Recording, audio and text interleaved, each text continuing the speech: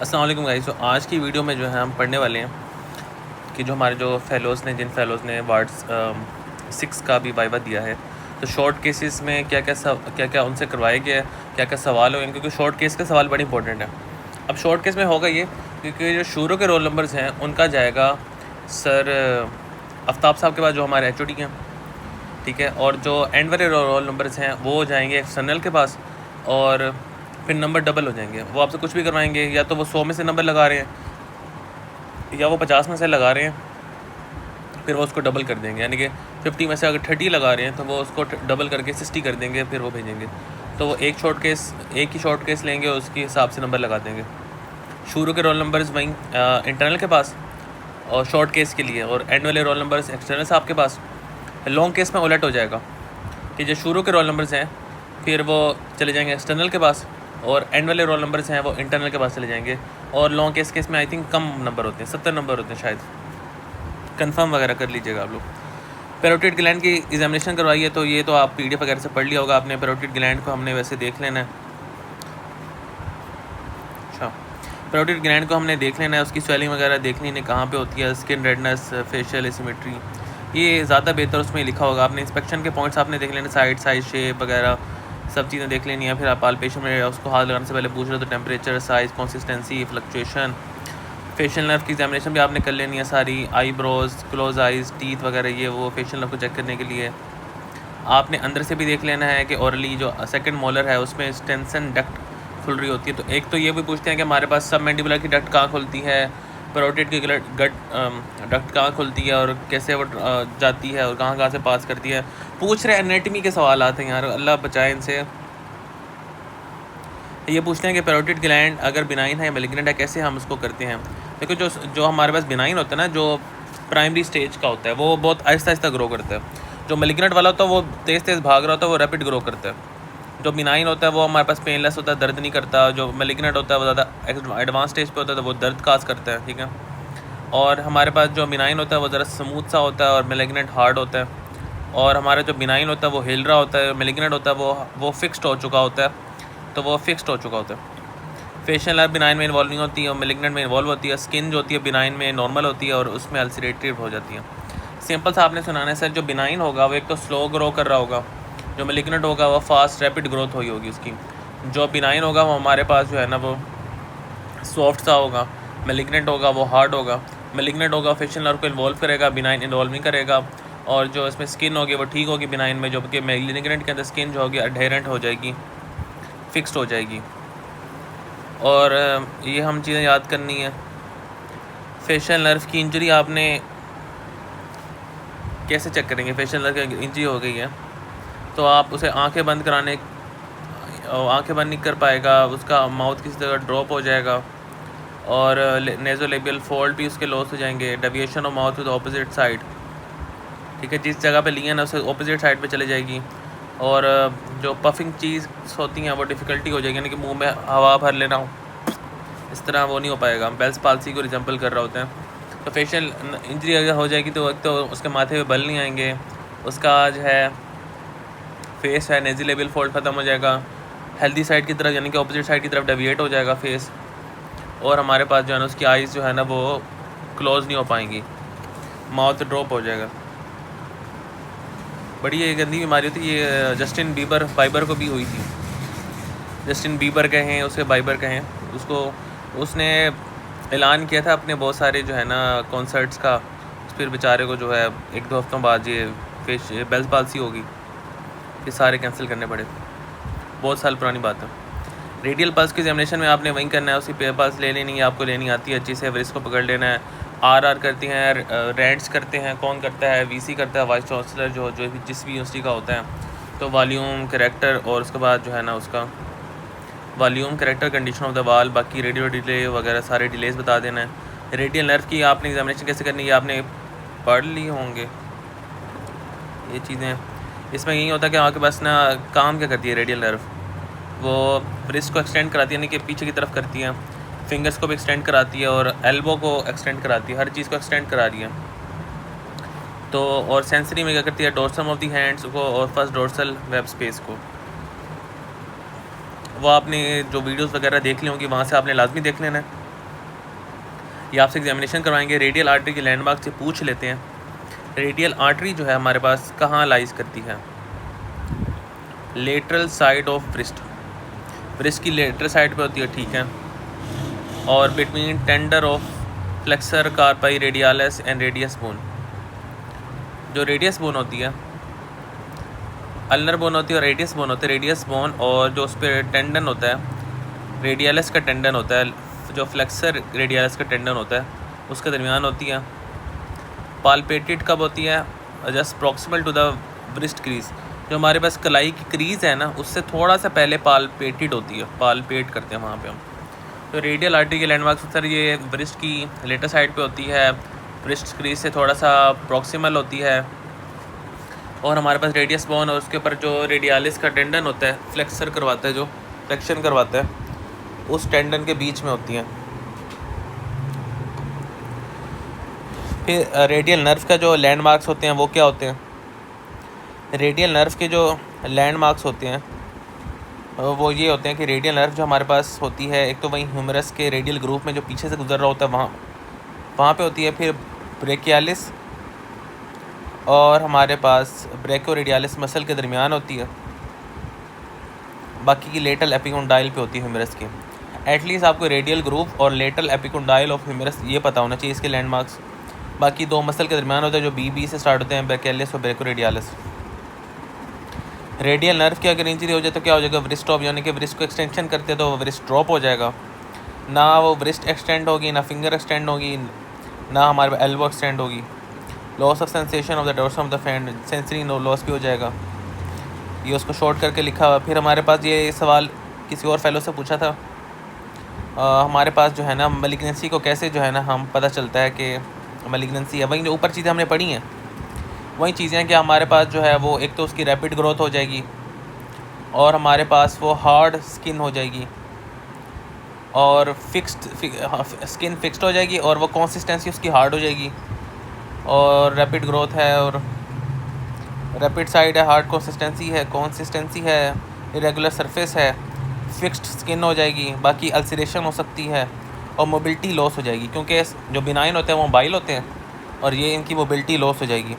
Nerve involvement कैसे होती है? किसी भी जगह की नर्व इन्वॉल्वमेंट होती है, अब डिपेंड करता है ना कि कहाँ की स्वेलिंग है, मैलिग्नेंसी, वहाँ की नर्व इन्वॉल्व हो जाएगी। ये वो चीज़ें सिस्टेमिक लॉस में, वेट लॉस, एनोरेक्सिया वगैरह। अब वो पूछ रहा है किस स्वेलिंग में टोटल या सब टोटल थायरॉइडेक्टमी करेंगे। टोटल थायरॉइडेक्टमी कौन सी बीमारियों में करती है और सब टोटल पहले करते हैं ग्रेव डिजीज़ और मल्टी नोड्यूलर गोइटर। जो भी हाइपर थायरॉइडिज्म की कॉज है ना ब्रदर, उसमें सब टोटल करेंगे, थोड़े टोटल से थोड़ा सा कम, ठीक है। क्योंकि अभी कैंसर जो है ना वो टोटल बीमारी है, टोटल से थोड़ा सा कम जो है ना हम हाइपर थायरॉइडिज्म में करेंगे। और टोटल कब करनी है? जब हमारे पास कार्सिनोमा हो जाएगा। अब या तो थायराइड का कैंसर है, पेपिलरी थायराइड का कैंसर है, मेडुलरी थायराइड का कैंसर है।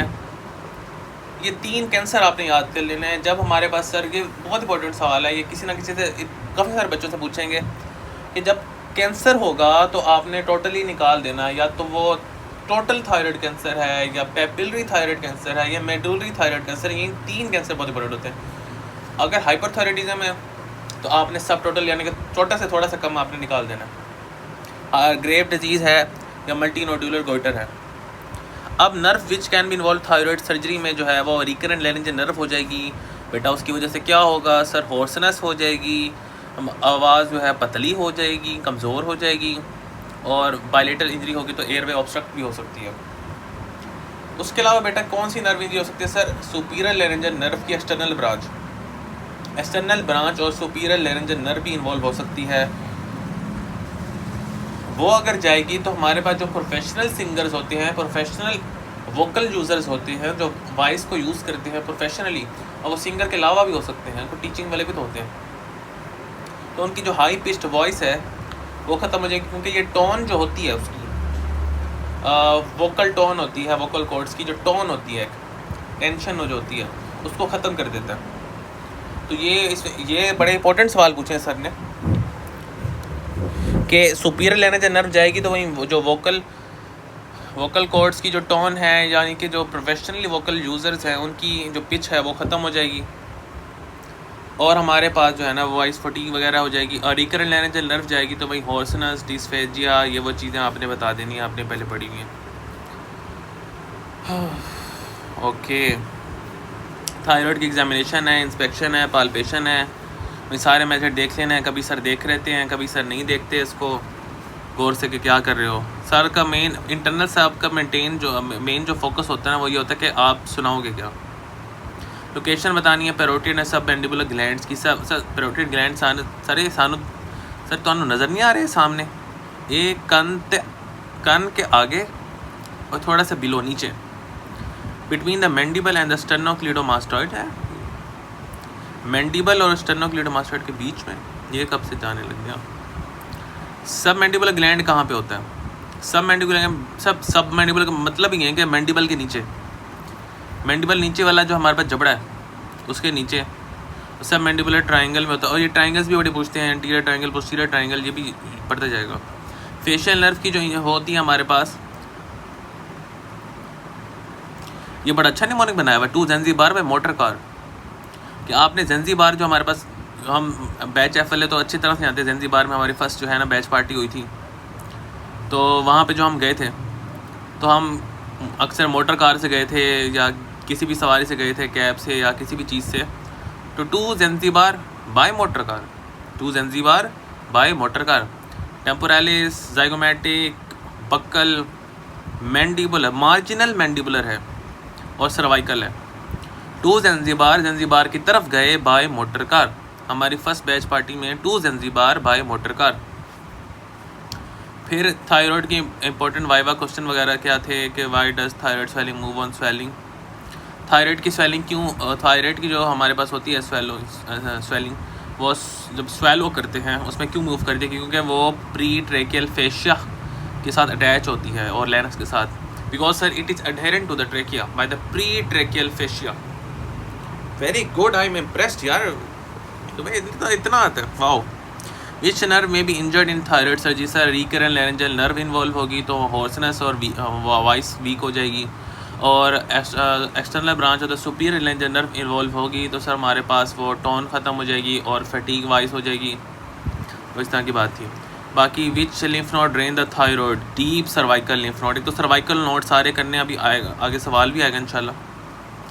अब डिफरेंस कैसे करना है थायराइड और थायरोग्लोसल सिस्ट में? एक वो स्वेलिंग के साथ मूव करता है, यानी कि जो स्वेलिंग के साथ मूव कर रहा है वो तो दोनों करते हैं। ये बहुत इंपॉर्टेंट मज़े का पॉइंट है सर, ये स्वेलिंग के साथ मूव कर रहे हैं वो दोनों करते हैं। थायरोग्लोसल सिस्ट भी करती है, थायरोग्लोसल थायराइड की स्वेलिंग भी करती है, स्वेलिंग के साथ मूव। लेकिन जो टंग प्रोट्रूजन से टंग को जब बाहर निकालते हैं तब मूव करता है, वो सिर्फ सिस्ट करती है। ठीक है, तो क्योंकि आप देख लो कि सिस्ट में वाई आ रहा है, CY में, तो दोनों में यस है इसका। स्वेलिंग में वाई नहीं आ रहा, इसलिए वो एक जगह यस कर रही है, एक जगह यस नहीं कर रही।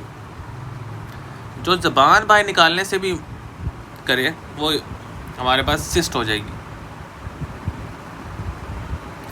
क्योंकि इसको आप इस तरह से याद कर लो, CYST, टी में टंग आ रहा है ना, T फॉर टंग और Y फॉर यस। टंग पर भी यस कर रही है और क्या कर रही है, सिस्ट कर रही है। ठीक है, तो इस तरह से आपने इसको याद कर लेना है कि सिस्ट में क्योंकि T भी आ रहा है और Y भी आ रहा है, तो ये टंग पे जो है ना यस करेगी, टंग प्रोट्रूजन पे भी मूवमेंट होगी। तो इस तरह से सिस्ट याद कर लें, बंदे को भूल जाता है। स्वेलिंग पे दोनों मूव करेंगी, दोनों मूवमेंट होगी, और हमारे पास जो टंग प्रोट्रूजन पे मूवमेंट करेगी वो सिस्ट करेगी क्योंकि CYST आ रहा है। ये हो गया। और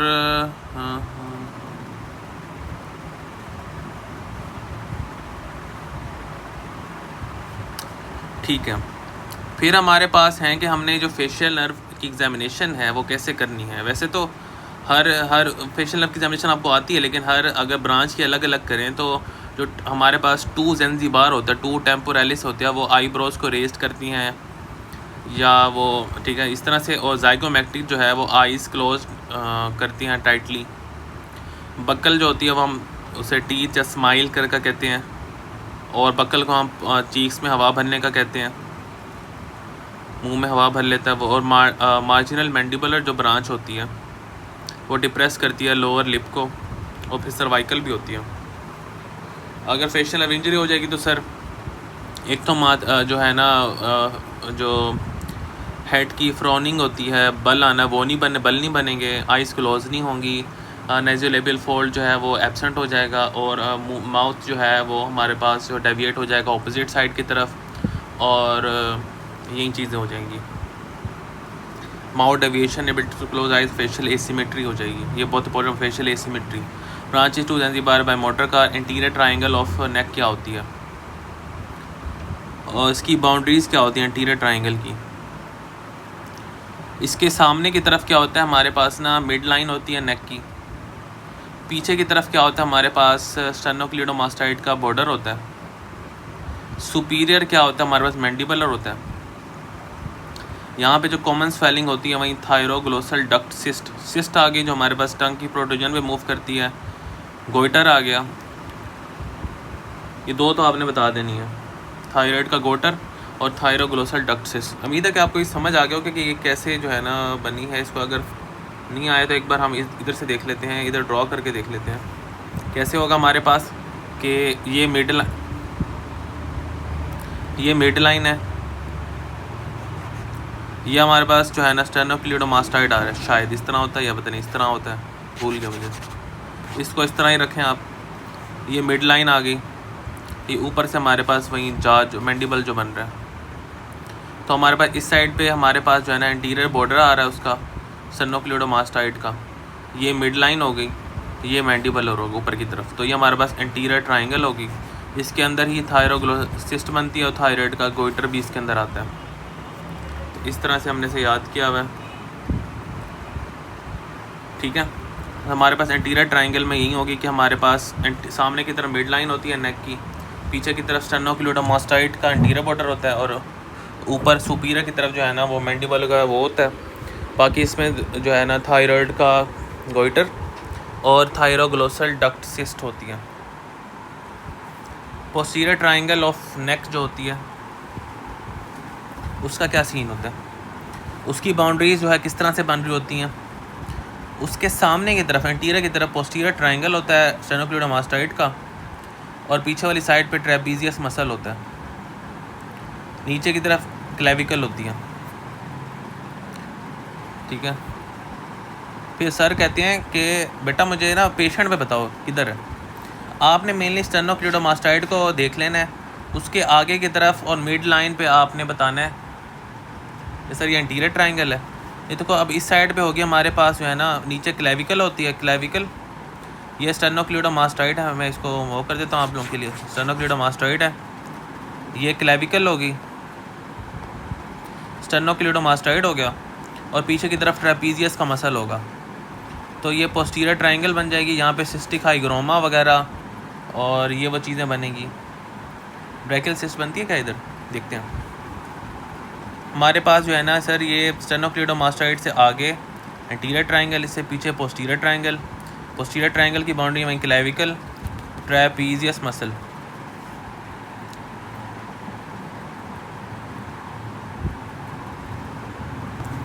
सिस्टिक हाइग्रोमास और कीमोडेक्टोमा, या कीमोडेक्टोमा भी पूछते हैं, ये क्या चीज़ होती है, अल्लाह बचाए बस। ब्रैकियल सिस्ट आगे की तरफ होती है। तो वो जो टी वाली चीज़ें हैं जो हमारे पास ताहा साहब हैं वो उसको सबसे आगे, क्योंकि बैच का पहला रोल नंबर ही ताहा साहब का। तो थायराइड गोइटर और हमारे पास थायरोग्लोसल डक्ट सिस्ट, एक सिस्ट बता दिए तो दूसरी सिस्ट की बता देना। बाकी सिस्टिक हाइग्रोमा, लिम्फ नोड तो सब में ही होते हैं। सिस्टिक हाइग्रोमा और कीमोडेक्टोमा जो सी वाली हैं वो चीज़ें वो पीछे की तरफ होती हैं। अब नेक स्वेलिंग को डिफ्रेंशिएट कैसे करते हैं, सबसे पहले वहीं आपने स्वेलिंग करवा लेना है। स्वेलिंग से दोनों मूव कर जाएंगे, थायरोग्लोसल डक्ट भी और दूसरा भी हमारे थायराइड गोइटर वगैरह भी मूव कर जाएगा। जब हम टंग को प्रोट्रूड करेंगे तो उससे सिर्फ सिस्ट मूव करेगी। और ब्रैकियल सिस्ट को कैसे करते हैं, लेटरल नेक की स्वेलिंग होती है। ये भी कौन सी सिस्ट बताइए, ब्रैंकियल। ब्रैकियल सिस्ट जो होती है उसमें लेटरल नेक की स्वेलिंग होती है और वो स्वेलिंग से मूव नहीं करती। ऊपर वाली दो स्वेलिंग से मूव कर रही हैं, ब्रैकियल सिस्ट स्वेलिंग से मूव नहीं करती। सर स्वेलिंग से इसलिए मूव करती है क्योंकि वो अडहेरेंट होती है पीछे वाली साइड पे प्री ट्रैकियल फेशिया के साथ वजह से। कीमोडेक्टोमा क्या होता है? कैरोटिड बॉडी का ट्यूमर होता है। माय गॉड, ये पढ़ा था मैंने, ये मुझे जेन से निकल गया था। ये कैरोटिड आर्टरी की बाइफर्केशन पे होता है, upper anterior triangle of neck पे होता है। पल्सटाइल स्वेलिंग होती है, move side to side but not vertically. अरे देखो ना ब्रदर एंड सिस्टर्स के यहाँ पे हमारे पास ना कैरोटिड जो उसकी बाइफर्केशन जो होती है इंटरनल एक्सटर्नल कैरोटिड में, तो यहाँ पे वो ट्यूमर बनता है। कैरोटिड आर्टरी का ट्यूमर होता है, एंटीरियर ट्राइंगल के अंदर बनता है। एंटीरियर ट्राइंगल क्या बनता है? कैरोटिड आर्टरी का ट्यूमर होता है। कैरोटिड आर्टरी का ट्यूमर होता है, एंटीरियर ट्राइंगल के अंदर बनता है और ये मूव करता है साइड बाय साइड, इत्थे जाता है उत्थे जाता है, ठीक है, साइड बाय साइड जाता है, ऊपर नीचे नहीं जाता, इधर ही हिलता रहता है। जहाँ पे सामने ताहा थे तो हमारे पास थायरोग्लोसल डक्ट, थायरॉयड गोइटर और थायरोग्लोसल डक्ट सिस्ट और ब्रैकियल सिस्ट भी थी। और पीछे की तरफ सी वाले लोग होते हैं क्लेविकल के साथ। सी वाले लोग क्या मतलब, सॉरी, क्लेविकल में सी वाली चीज़ें होती हैं। हमारा कीमोडेक्टोमा, अभी तो बताया कि वो आगे की तरफ है। कीमोडेक्टोमा और हमारे पास जो है वो सिस्टिक हाइग्रोमा। और कीमोडेक्टोमा क्या होता है सर? कैरोटिड आर्टरी का ट्यूमर होता है, बाइफर्केशन पे होता है, एंटीरियर ट्राइंगल की अपर साइड पे होता है। पल्सटाइल स्वेलिंग होती है, साइड बाय साइड मूव करती है। सिस्टिक हाइग्रोमा क्या होता है सर? पोस्टीरियर ट्राइंगल ऑफ नेक में होता है, स्टेनोक्लीडोमास्टाइड के पीछे होता है। ये हमारे पास सॉफ्ट ट्रांसइल्यूमिनेट होता है, ये तो पता है कि समझ आ रहा है कि उससे हो जाएगा। और सॉफ्ट होता है, बच्चों में होता है। शॉर्ट रिवीजन में हम इसको देख लेंगे कि हमारे पास एंटीरियर ट्राइंगल में क्या होता है कि हमारे पास स्टेनोक्लीडोमास्टाइड पीछे की तरफ होती है और हम सामने की तरफ मिड लाइन होती है और ऊपर की तरफ मैंडिबल होता है। और इसके अंदर टी वाली चीज़ होती है, ता सबसे आगे है क्योंकि हमारे बैच का पहला रोल नंबर है। तो हमारे पास टी से थायरॉयड गोइटर और थायरोग्लोसल सिस्ट हो जाएगी। और हमारे पास पोस्टीरियर ट्राइंगल में हमारे पास स्टेनोक्लीडोमास्टाइड आ रहा है, सी फॉर क्लेविकल और सी फॉर सी वाली चीज़ें आ रही हैं और पीछे वाली साइड पर ट्रेपीजियस मसल आ रहा है। सी वाली चीज़ों में सिस्टिक हाइग्रोमा और कीमोडेक्टोमा ही बताया ना उसने, एक बार चेक कर लेते हैं। कीमोडेक्टोमा, तो इधर वो कहता है कि कीमोडेक्टोमा जो है ना एंटीरियर ट्राइंगल पे।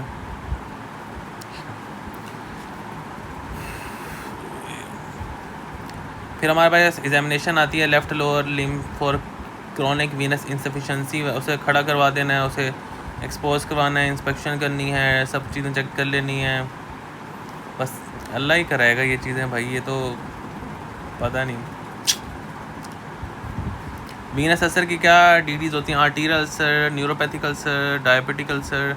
मैनेजमेंट क्या होती है ये पता होनी चाहिए। वीनस अल्सर की सबसे पहले कंप्रेशन थेरापीज़ होती हैं जिसमें हम स्टॉकिंग पहनाते हैं जो कि इलास्टिक कंप्रेशन स्टॉकिंग होती है, यानी कि इलास्टिक होती है जो कि उसको कंप्रेस कर रही होती है। ये वीनस अल्सर में पहनाते हैं। दूसरा, लेग को एलिवेट वगैरह कर देते हैं और इन्फेक्शन को ट्रीट करते हैं और वाउंड की ड्रेसिंग वगैरह कर देते हैं अगर ज़रूरत पड़े। तो वीनस अल्सर की मैनेजमेंट में क्या करना है ये आपको अच्छे से आना चाहिए। ये ऑसी में भी पूछ सकते हैं। तो इसमें क्या क्या चीज़ें हमारे पास, सबसे पहले उसकी स्टॉकिंग पहना देना, उसे इलास्टिक स्टॉकिंग वगैरह पहना देनी है। इलास्टिक स्टॉकिंग्स वगैरह पहनाने के बाद उसे हमने लेग को एलिवेट कर देना है, वाउंड ड्रेसिंग वगैरह कर देनी है और इन्फेक्शन को ट्रीट करना है। मेडिकल ट्रीटमेंट में एंटीबायोटिक वगैरह, एनाल्जेसिया वगैरह कर देना और सर्जिकल ट्रीटमेंट में सैफिनस वेन की लाइगेशन कर देनी है या वेंस की स्ट्रिपिंग या लेज़र रेडियो अब्लेशन या लेज़र थेरेपी वगैरह कर देनी है।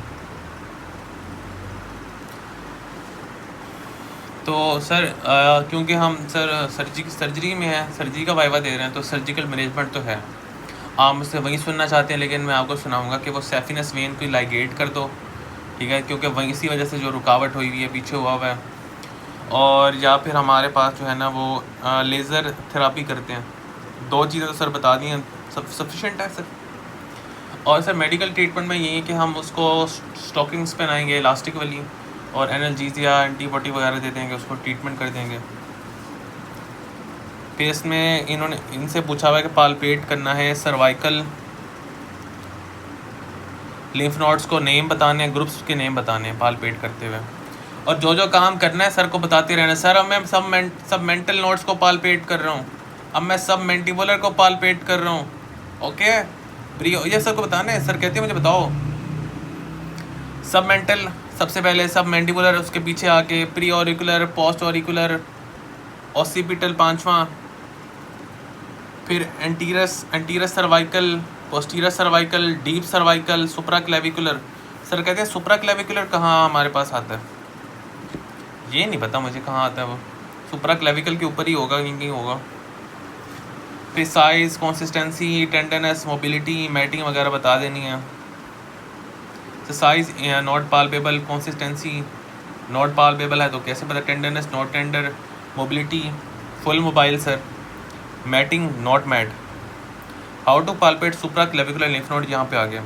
पेशेंट को आपने बिठा देना है, शोल्डर उसके रिलैक्स हों, एग्जामिनर पीछे से आपने आना है पेशेंट को कहना है कि आपने गहरी सांस लेनी है, और फिर आपने पालपेट करना है सुप्रा क्लेविकुलर जो फोसा होता है वहाँ पे, वहीं सेम होता है कि लेफ्ट सुप्रा क्लेविकुलर नोड इनलार्जमेंट इसका विर्चो नोड्स एंड जो हमारे पास गैस्ट्रिक कैंसर के अंदर आती है, विर्चो नोड और गैस्ट्रिक कैंसर की जो है ना मेटास्टाइज कर जाती है, उसको हम कहते हैं। तो सर बेटा मुझे एक तो नोड्स के नाम सुनाओ सर। सब मेंटल 1, सब मैंडिबुलर 2, हमारे पास प्री ऑलिकुलर, पोस्ट ऑलिकुलर, ऑसिपिटल 5 आ गए, एंटीरियर सर्वाइकल 6, पोस्टीरियर सर्वाइकल 7, और फिर डीप सर्वाइकल 8, और नवा सुप्रा क्लेविकुलर। सुप्रा क्लेविकुलर जैसे हम करते हैं गहरी सांस लगा के, बाकी वही चीज़ें जो पढ़ ली हमने। विर्चोट्राइड टेस्ट फॉर रेटिनोस्टर्नल जो गोइटर होता है उसके हम परकशन करते हैं स्टर्नम के ऊपर, ओवर स्टर्नम। पहले हम लंग्स वाली साइड पे देख लेते हैं ताकि हमें पता हो नॉर्मल क्या होती है, फिर स्टर्नम वाली साइड पे करते हैं, डलनेस आती है, और पेम्बर्टन टेस्ट भी कर सकते हैं। उसके अंदर पेम्बर्टन साइन हो सकता है मैं गलत हूँ क्योंकि मैंने भी रिवाइज़ करना है अभी, लेकिन पेम्बर्टन साइन उसमें हाथ ऊपर कर देते हैं, कंजेक्शन वगैरह देखते हैं कि फेशियल कंजेक्शन नज़र आ रही है, या उसको पूछते हैं कि सांस लेने में दुश्वारी तो नहीं आ रही। बाकी एक्सरे अगर हमने खुद तो करते हैं परकशन, बाकी पेम्बर्टन साइन होता है, और उसके अलावा हमारे पास इमेजिंग में एक्सरे सीटी होता है। पेम्बर्टन साइन क्या होता है, वहीं उस पेशेंट को कहते हैं कि अपने दोनों हाथों को, आर्म्स को हेड के ऊपर रख ले 1 मिनट तक, और हमने पॉजिटिव तब कहेंगे जब फेशियल कंजेशन, सियानोसिस, डिस्टेंडेड नेक मेज नज़र आने लग जाएँ और उसे सांस लेने में दुश्वारी हो। ये कब नज़र आता है, रेट्रोस्टर्नल गोइटर में भी हमने पढ़ा है। मैकेनिज़्म क्या होता है, जब आर्म्स ऊपर जाते हैं तो थोरैसिक इनलेट जो होता है वो नैरो हो जाता है, उसकी वजह से जो है ना large thyroid compressive superior vena cava, तो थायराइड इतना बड़ा हुआ है तो सुपीरियर वेना कैवा को वो कर देगा, तो उसकी वजह से फेस पे वीनस कंजेशन नज़र आ जाएगी। तो इसको एक बार रेट्रोस्टर्नम गोइटर है तो हमने परकशन पेम्बर्टन साइन करते हैं, बाकी एक्सरे सीटी वगैरह कर सकते हैं। सर पेम्बर्टन साइन में ये होता है कि हम हाथों को जो है ना पेशेंट से रिक्वेस्ट करते हैं कि अपने हाथों को अपने सर के ऊपर कर ले 1 मिनट तक, और उसके बाद जो है ना हम उसकी तरफ देखते हैं कि उसे फेशियल कंजेशन वगैरह तो नहीं हो रही, कोई सांस लेने में दुश्वारी तो नहीं हो रही। तो अगर हो रही होती है तो हमारे भाई उसमें करते हैं हम सर रेट्रोस्टर्नल गोइटर में करते हैं। इसमें मैकेनिज़्म ये होता है कि हाथ ऊपर करता है तो उसका थोड़ा सा इनलेट जो है ना वो नैरो हो जाता है, उसकी वजह से जो लार्ज गोइटर होता है वो सुपीरियर वेना कैवा को जो है कंप्रेस करेगा और वो चीज़ देंगे। बाकी मीडियन नर्व के फंक्शंस होते हैं हमारे पास, thumb opposition, pinch test, sensation of the lateral 1/3, ठीक है, ये वो चीज़ें होती हैं। कार्पल टनल सिंड्रोम में हो जाता है, कंडीशन भी पूछी होगी ना सर ने, कॉमन कंडीशन कौन सी होती है इसमें, ये होता है कार्पल टनल में ये होता है, बाकी क्यूबिटल छोटी टनल का क्या नाम होता है, क्यूबिटल टनल होता है, ये से निकल गया। मैंने रील देखी थी, रील में बता रहे थे वो। कार्पल टनल मेन के लिए होगी, मीडियन के लिए होगी, अल्ना नर्व की जो अगर कंप्रेशन के लिए भी एक कोई सिंड्रोम होता है टनल का। फिर हमसे फिर पूछा हुआ किसी से कि एब्डक्टर पॉलिसिस के टेस्ट क्या होते हैं, तो एब्डक्टर पॉलिसिस ब्रेविस जो होता है जो थंब के लिए होता है, एब्डक्टर पॉलिसिस थंब के लिए इस्तेमाल करते हैं, एब्डक्शन करता होगा, थंब को परपेंडिकुलर टू द पाम जो है एब्डक्शन करता होगा। या आपने वीडियोस वगैरह देख ली नहीं, अगर मीडियन नर्व कमज़ोर हो जाएगी उसमें हो जाएगा। बाकी यही सवाल सबसे रिपीट हुए हैं। तो ये कुछ सवाल थे जो ग्रुप के अंदर शेयर थे, कुछ सवाल थे मैंने जो है फेलो से पूछा था, उन्होंने शेयर किए थे, तो उनका भी बहुत बहुत शुक्रिया। बाकी बेस्ट ऑफ लक सब लोगों को। अल्लाह हाफिज़।